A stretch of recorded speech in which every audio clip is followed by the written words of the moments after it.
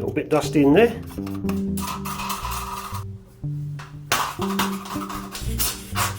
The wood panels are slightly in the frame, but I'm intending to crop in and get all the other stuff out, so maybe a square composition should work.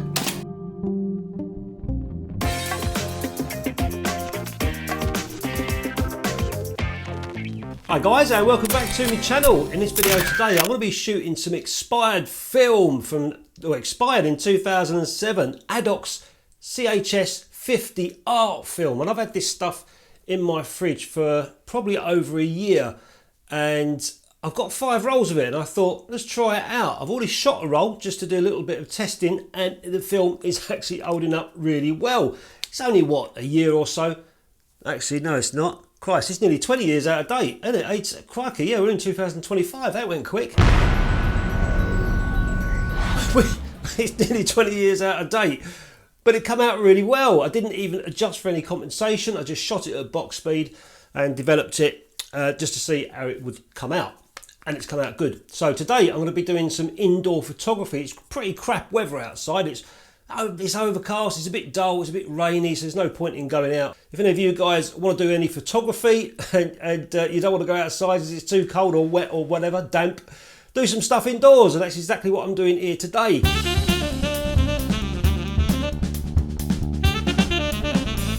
And in a moment I'm going to be putting that film inside my Mamiya RZ67. I've got a 645 back on it. I'll just show you the setup using my GoPro if it works. That's on. There's me. Hello. Right, I'll show you the setup, which is over here. So I've got this nice large window light, which is bouncing nice soft light around the plant, around Dave. And I've already set it up. So this stuff here is, it's actually packaging paper for, you know, moving house packaging stuff, or fish and chip shop paper. I use it for photography stuff. And there it is there. It's not pure white, it's just off-white, which is quite nice. So hopefully this will come out a little bit, I'm hoping the background won't come out brilliant white anyway. There's the plant. I've also bought in this board here, which just bounces a little bit more light onto the plant, as you can see. And I could use artificial lights. I've got some artificial lights here. You can't really see them on this GoPro, but I've got some artificial lights here, but I'm not going to use them. I just want natural window light to come through. So I'm going to be hitting some slower shutter speeds, maybe 1 second, maybe 2 seconds. I've got to make sure that I hit about f8 with the RZ67. I don't want too shallow depth of field, so I'm going to go for f8 and see what I get from there. And as far as composition goes, I'm going to kind of go for this composition, just the top of the plant pot there, and try and get Dave in all together, and that will be in portrait mode as well, so I'm going to have a portrait frame. But you're going to see all this going on inside the frame when I've taken the picture, but I'm going to be doing some cropping later on in the darkroom, so I'm going to crop all that stuff out and get exactly what I want under the enlarger on the easel. Off goes the GoPro.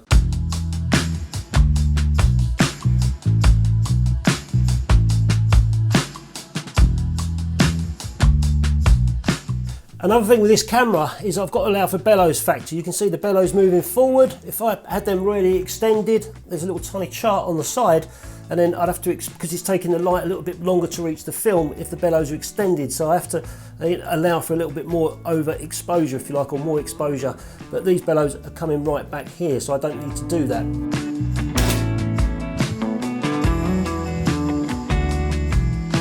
And this time I've gone for slightly off centre, so it's kind of shifted over towards the left more.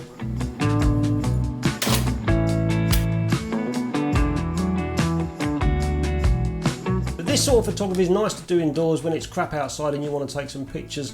You can find stuff around a home or stuff down the supermarket to bring back and take pictures of. And if you go online, you'll see tons of these sort of photographs, still life photographs, whatever it is, fruit, vegetables, objects, stones, or whatever. It's all about getting the background, getting the lighting right, and, you know, enjoying the moment as well, enjoying the process. Hopefully these will come out okay, so I can get in the darkroom later and make some prints.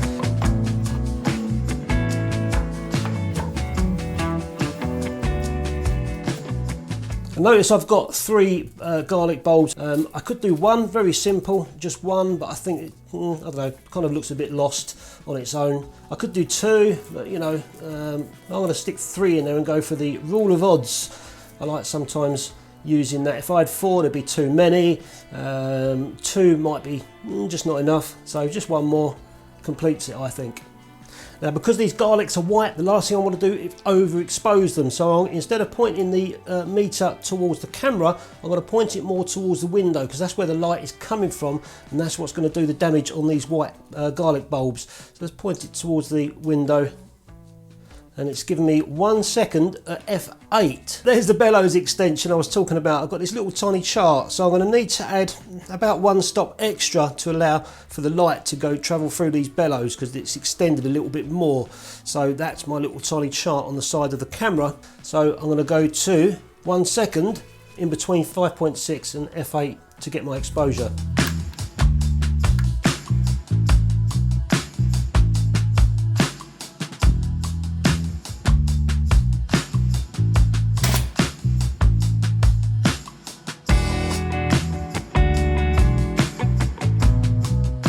And you can see I've changed it around again. This time I've got them lined up, again using the rule of odds, so I've only got 3, which is quite a nice number to use. Got a black background this time and the wood, and I'm shooting against it, but I'm shooting at f5.6. I checked the depth of field. If I'm focused here, these are slightly out of focus, so I've gone to f11, which means, so f11 at 1 second, I need to allow another second for that extension bellows, so that's 2 seconds. Then I might be running into reciprocity. So I'm going to go 4 seconds on this and wing it, see what happens.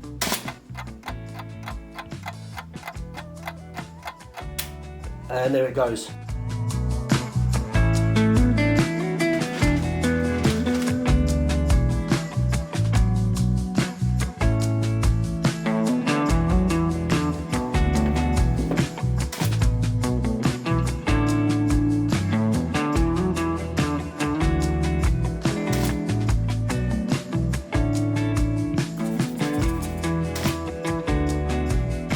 I've got a few shots left. I'm going to keep this background, but anything you can use just to throw a little bit more light on the other side. I'm just using this white box.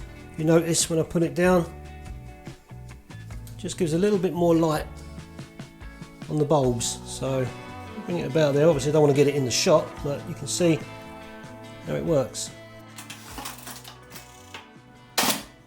I don't know how these are going to come out, guys. I hope they work, but even if they don't, I'll show you the results and see if I failed, what failures are made. ADOX have changed hands many times over the years, and they've been going for over 100 years. It's a well-known name, and they're doing really well today. They've got their own plant, I think it's out in Germany, and they're making papers, chemicals and film. They are interesting films to shoot, and I think that's one of the good things about shooting film photography. There's so much out there on the market now with films. When I first started shooting film, there wasn't nowhere near as many films as there are out there today, and they're all sort of funky, funfair looking packages. Some of them are rebrands, some of them are surveillance films that have been sort of pulled out of storage and re-spooled for us nutcases that shoot film to go and shoot it photographic wise. So there's a ton of films out there, but now and again I like trying out funky films and seeing what happens and seeing what I get with them, especially expired film. You never know what you're going to get with expired film. Sometimes you can completely waste your money, and it's been stored incorrectly over the years. It's been in a hot attic or whatever for 20 years with the winters and the seasons coming through, and it's just got a bit, tacky inside, humid or what have you. Sometimes that can create an interesting look, but other times, you can just get something completely rubbish out of expired film. So you take your chances with it. I was lucky with this. The first roll came out okay, and I know that it's been frozen all that time, and I've had it actually in my freezer. I've only recently put it in my fridge. So that's probably the reason why it's pretty good. But it's a good film as well. The only downside to expired film is if you go online and you look for expired film, it's not really that much cheaper. If sometimes it's more expensive than the original film that's fresh and new today. So you could go online and find some old Kodak 400 or whatever from the 1970s Tri-X expired film, and it'd be about 15 quid, and you think, blimey, I could buy a brand new box for that. So it kind of takes the fun out of it when it's expensive, but sometimes you can get it for a right bargain, and that's when it becomes good fun to shoot. So I've decided not to go with the pyro, decided to go with completely different developer, one that I'm testing at the moment. It's not even out there yet. So I decided to go with that, which is a 2-part developer. That's one part. And that's the second part. Give it a mix. And the last time I used this, I did 10 minutes on this film. This time I'm going to do 12 minutes and see how it comes out. So in goes the developer. So I'm going to do 12 minutes instead of 10 minutes. So I'm going to invert for the first 30 seconds and then just do inversions, normal 5 inversions every minute after that. And if those sharp-eyed viewers out there, you might have noticed a little mistake I did with the camera back. I'll reveal it in a moment when these negatives have been developed. So a silly mistake, but an easy mistake that I've done. You can see here, this is the ground glass of the RZ67. This is a 6.7 back, and you can see a little indication there that says landscape mode.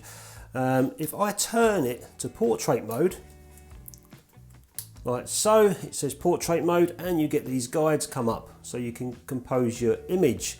So that's landscape, you can see the guides come up the top there and the bottom. Portrait, the guides come up on the sides. And this is a 645 back. You can see the back there in portrait mode. That's landscape, that's portrait. It says portrait at the top. If I put that on, it gives me the bars for landscape. So it's kind of like back to front. There's landscape mode, and it gives me the portrait bars for my compositions. So as I'm taking my photographs, I think that I'm composing for portrait, but in fact the camera was shooting it in landscape, so my compositions were a little bit skew-if. So I had to go and do it again. And the funny thing is, I've shot this 645 back so many times and I've never got it wrong. But I think I've been shooting the 6.7 back for quite some time now. I've forgotten about that on the 645 back.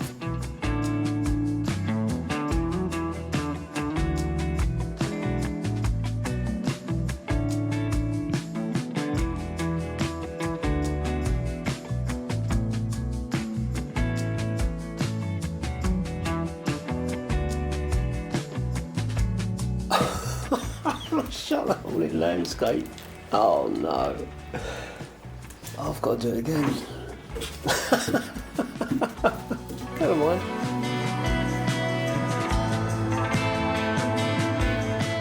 So out of all that, this is from the first roll of film that I shot, which I composed wrong with that 6.7 back in landscape mode.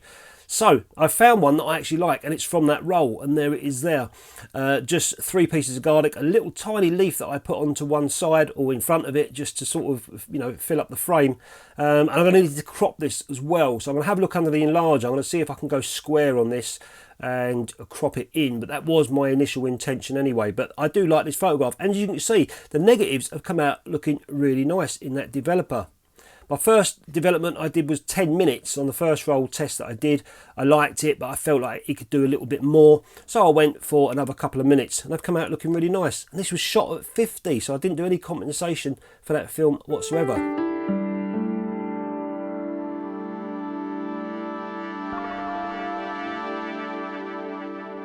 So there's the frame that I did. As I say, this was meant to be portrait, but lucky enough, even in landscape with that back rotated, it's come out looking nice. So I'm going to make this a square print. And if I pull my markers down, you can see I've already made it. I just need to compose by moving the baseboard around, and I can crop the image whichever way I want. We had this discussion about cropping negatives a while back on the channel.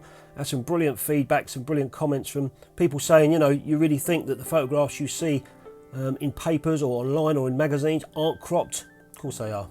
So I'm just giving enough space around the edges for the garlics to breathe, making sure I get that little tiny leaf in there as well. And off we go doing some tests.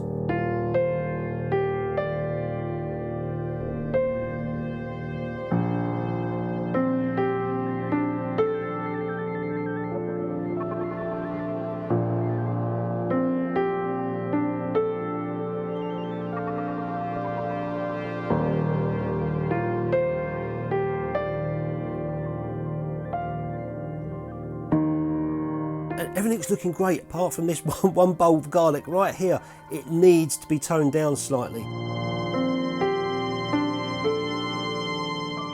So that was my normal 14.1 seconds with the 2.5 grade filter, and with this one I did exactly the same, but instead I covered the whole print and just burned in this piece of garlic for another 7 seconds with contrast 0, and you can see I've now started to get more detail.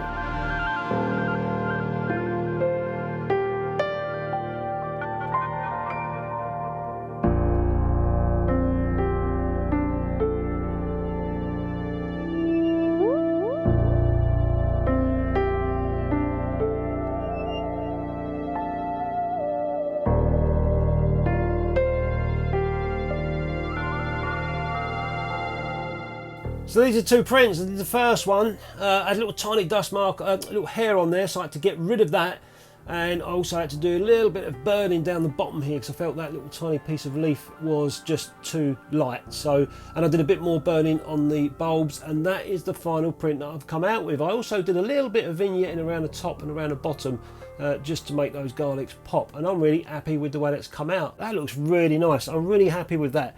And that's exactly what I wanted to do. I didn't care about the edges because I knew I was going to be cropping in.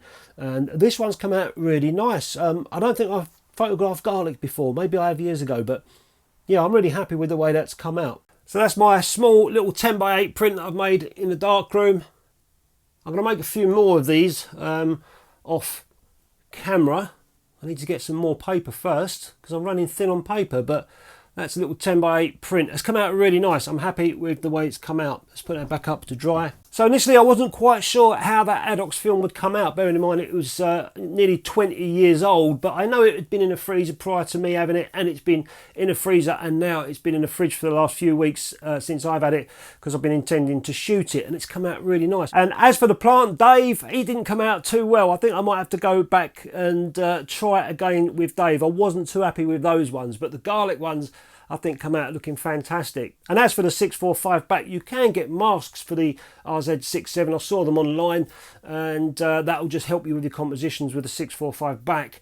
But they look like they're easy to make anyway, so I might have a little dabble with a little thin piece of cardboard and try and make a mask myself for it. But it's just a case of I completely forgot. When I looked through the viewfinder, I just saw the bars that way, and I thought, okay, here we go. And it was after when I pulled the back off, I realised, I've just shot all these in landscape and not portrait. But hey-oh. Anyway guys, hope you enjoyed the video. One thing is, if I do throw out mistakes on the channel, someone said to me once, why do you show your mistakes? I think it's important. Someone out there might have an RZ67 with a 645 back, and I've just given them a little bit of a nudge in the right direction. So it's always important to be honest with yourself and also with you guys as well. So I hope you enjoyed the video, guys. Give it a thumbs up, give it a share, like, subscribe and all that stuff. And I'll catch you next time. Oh, that's done. Right. I've now got to pack up the darkroom and